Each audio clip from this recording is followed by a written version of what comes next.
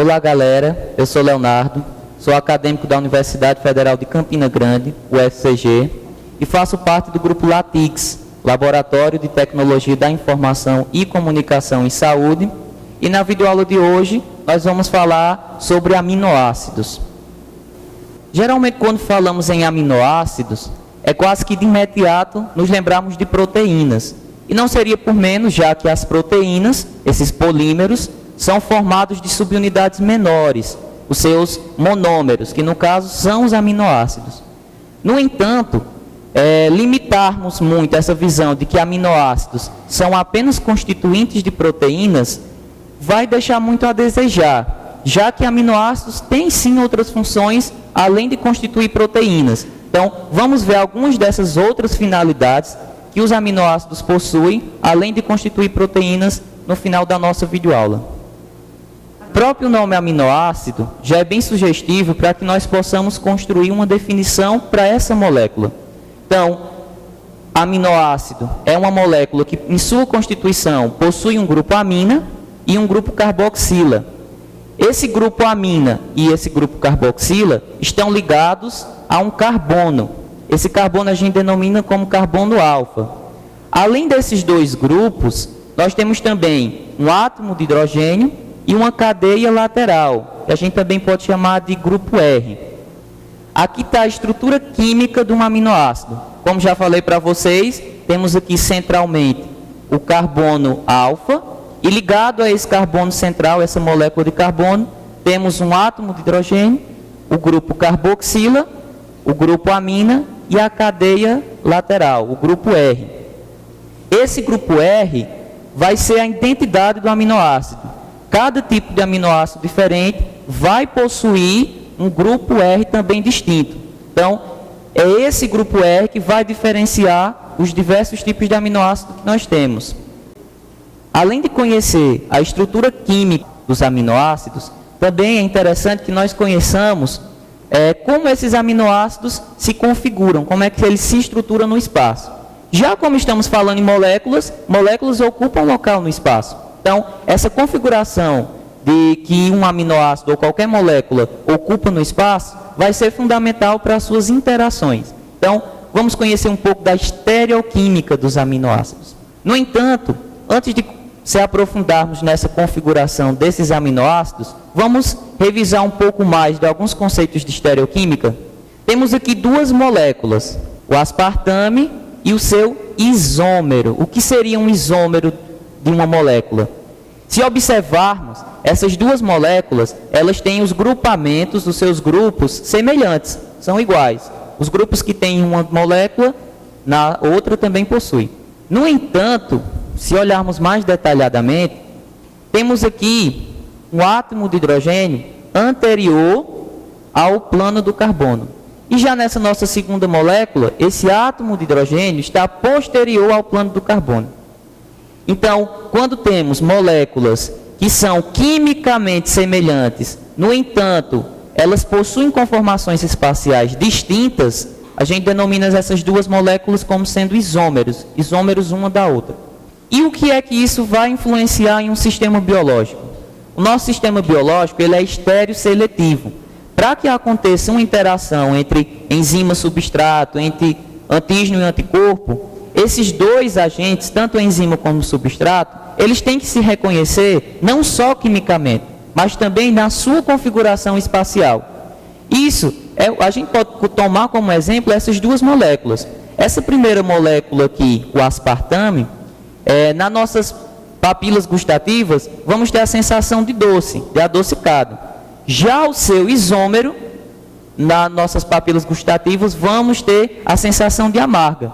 Então, duas moléculas que são quimicamente semelhantes, no entanto, que têm uma alteração na sua conformação espacial, elas possuem funções diferentes. Então, essa alteração que essas moléculas têm na sua estrutura espacial, se olharmos de primeiro momento, não vamos ver diferença nenhuma entre essas duas moléculas.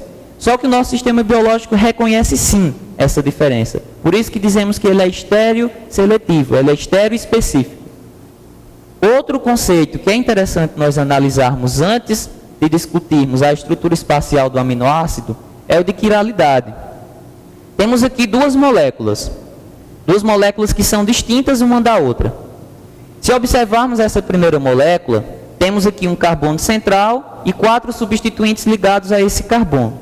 Esses 4 substituintes são distintos um do outro. Já nessa nossa segunda molécula, também temos um carbono central e 4 substituintes ligados a ele. No entanto, temos 2 substituintes que são iguais. E o que é que isso vai influenciar no nosso conceito de quiralidade? Uma molécula ela é quiral quando ligados ao carbono central existem 4 substituintes distintos.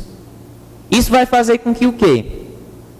Quando nós pegarmos a imagem especular dessa molécula e rotacionarmos a molécula original, não vamos conseguir sobrepor essas duas imagens. Então, moléculas quirais, elas não são sobreponíveis. Já moléculas aquirais, as que têm substituintes iguais ligados a esse átomo de carbono, não. Elas vão sim conseguir ser sobreponíveis. Se a gente observar nessa imagem aqui, temos aqui a imagem especular dessa nossa segunda molécula e quando rotacionamos essa molécula original, conseguimos uma imagem que é possível sobrepor. Então, essa molécula é considerada como aquiral. Então, quando temos em um átomo de carbono central 4 substituintes distintos, possuímos uma molécula quiral. Temos aqui um aminoácido, a alanina. E se observarmos, ligados ao carbono central, existem 4 substituintes distintos. Então, podemos dizer que essa molécula, ela é uma molécula quiral. De todos os aminoácidos que constituem proteínas, apenas um aminoácido ele é tido como aquiral. Posteriormente, quando formos ver todos os 20 aminoácidos, eu vou detalhar para vocês qual aminoácido é tido como aquiral. Essas duas moléculas, elas são distintas, se observarmos. Uma possui o grupo amina voltada para a esquerda. Já o seu isômero possui o grupo amina voltado para a direita. Essa posição do grupo amina vai nos ajudar a distinguir 2 tipos de aminoácidos. Os L-aminoácidos, que são justamente os aminoácidos que possuem o grupo amina voltado para a esquerda, e os D-aminoácidos, que são aqueles que possuem o grupo amina voltado para a direita. Essa nomenclatura de D-aminoácido e L-aminoácido é tido pela conversão de Fischer, quando analisamos a nomenclatura do gliceraldeído. Então, relacionamos essa nomenclatura para os aminoácidos a partir da nomenclatura determinada por Fischer para os gliceraldeídos. Existe uma relação aqui. Nós relacionamos, para que possamos fazer essa nomenclatura para os aminoácidos, as moléculas do aminoácido com as moléculas dos gliceraldeídos.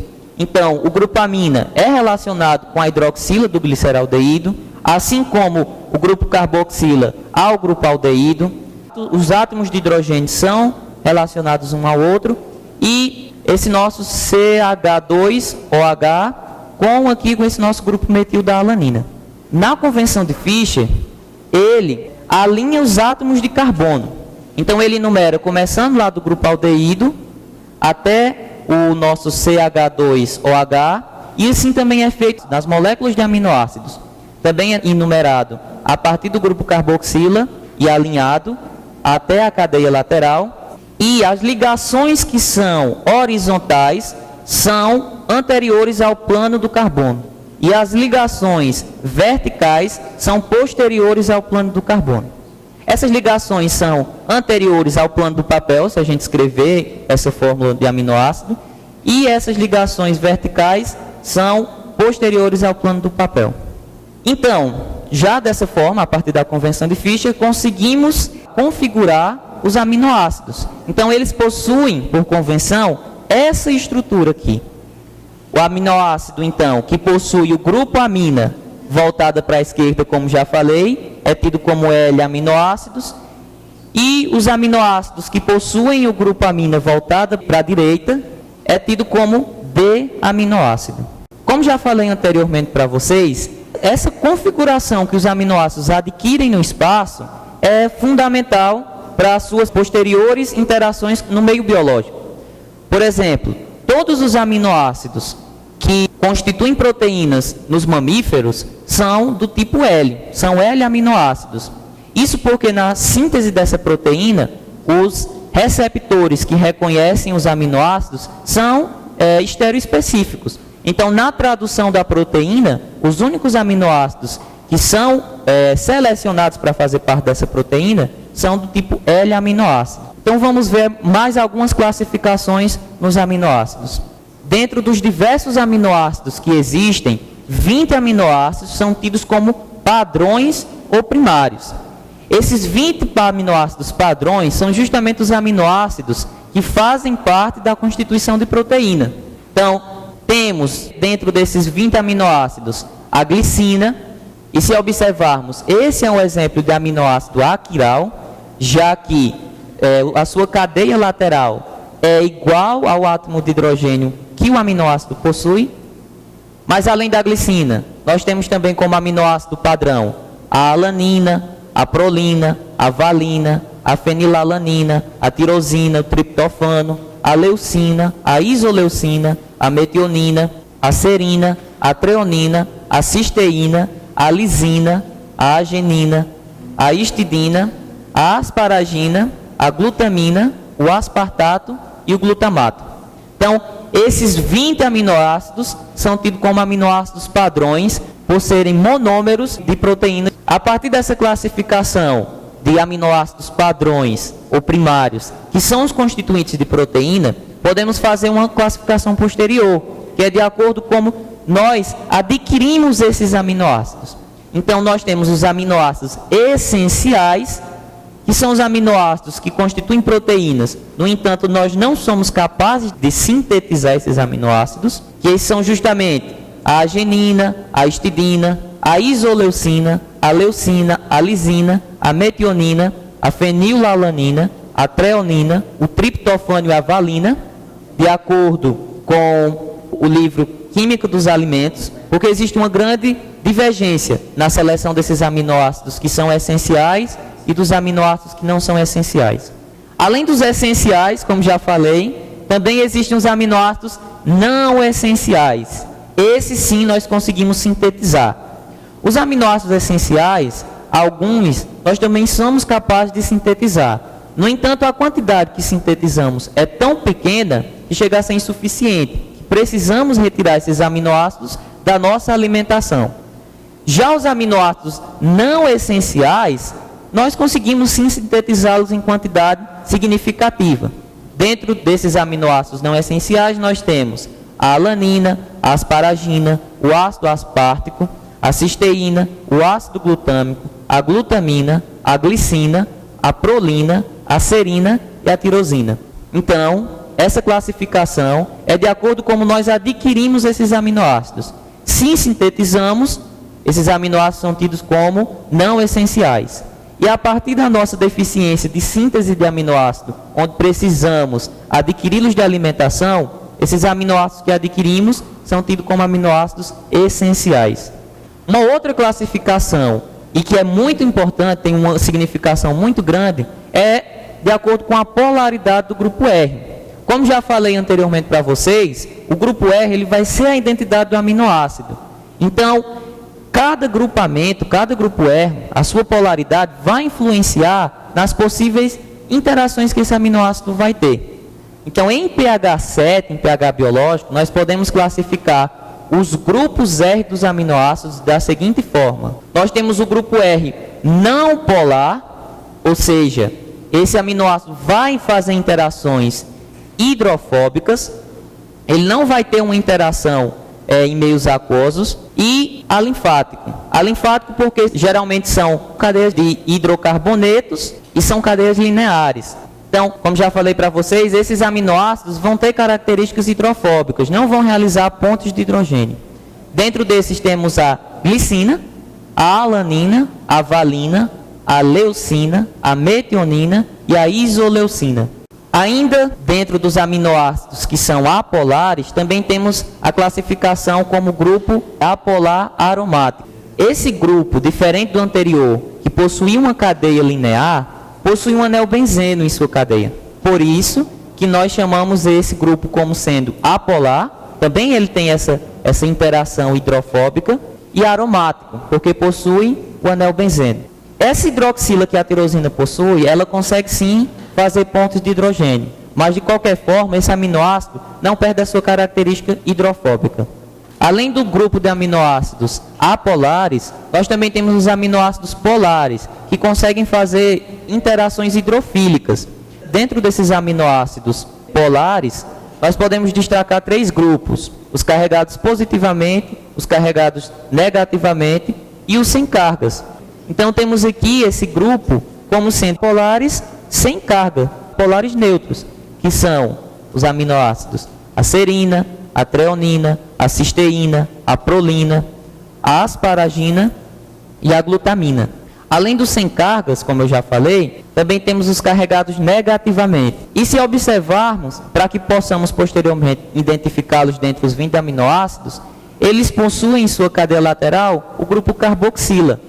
Além dos aminoácidos carregados negativamente, também temos os aminoácidos que possuem cargas positivas. Dentro desses aminoácidos carregados positivamente, nós temos a lisina, a arginina e a histidina. Esses aminoácidos também, se observarmos, para que posteriormente possamos identificá-los, possuem em sua cadeia lateral o grupo amina. Como já falei anteriormente, aminoácidos não servem apenas para constituir proteínas. Eles têm outras funções, outras finalidades, além dessa formação de proteínas. Então, vamos ver algumas finalidades que os aminoácidos possuem, além da formação de proteína. Nós temos aminoácidos que servem como neurotransmissores ou percussores para a síntese de neurotransmissores, que é o caso da glicina, que é um neurotransmissor. Temos também o triptofano, que é percussor para a produção de serotonina, o glutamato, que é percussor para a produção do GABA, a tirosina, que é percussor para a produção da dopamina. Esse é um exemplo de aminoácidos que são constituintes de proteínas, mas que também possuem outra finalidade no sistema biológico. Além desses, temos também outros aminoácidos que têm outras funções diversas, como é o caso da lisina e da prolina, que são percussores para a produção de hidroxilisina e hidroxiprolina, respectivamente, e essa hidroxilisina e hidroxiprolina são constituintes do colágeno. Além desses, também temos a histidina, que é percussor para a produção de histamina, que é um vasodilatador que faz parte principalmente de reações alérgicas. Então é isso, pessoal. Se vocês gostaram da nossa videoaula, dê um joinha aí embaixo, inscrevam-se no nosso canal e curtam a nossa fanpage. Para mais informações do nosso grupo, você também pode acessar o link do blog que está aí embaixo. Obrigado.